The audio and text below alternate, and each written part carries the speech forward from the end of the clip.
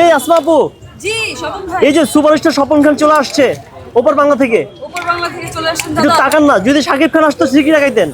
দাদা খুবই ব্যস্ত যে আমি। আপনি জানেন সালমান খান আমার কি হয়? কি হয়? খালাতো ভাই। ও মাই গড, তাই নাকি? সালমান খান, স্বপন খান, আমিন খান, সব খান একসাথে।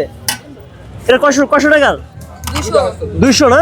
মাশাআল্লাহ মাশাআল্লাহ। আমরা দেখতে পাচ্ছি কাঁকড়া শেষ হয়ে যাচ্ছে, তো আসমা আপু খাওয়ার চান্স পাচ্ছে না। তো আমরা দেখি এইভাবে মূলত কাঁকড়াগুলো বিক্রি করে। এই রান্নাগুলো করে কে? মা। মা? হ্যাঁ। আপনার আম্মু রান্না করে, আপনি শুধু লাড়াচাড়া করেন? হ্যাঁ আপনি রান্না করতে পারেন না?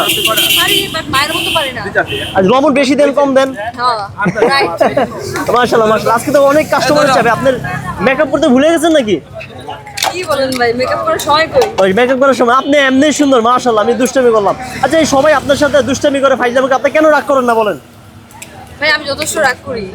মানে বোঝা যায় না। হ্যাঁ বুঝে যায়। মাশাআল্লাহ। এটা কত টাকা ছিল? 200 টাকা। 200 টাকার। ওকে, গুড।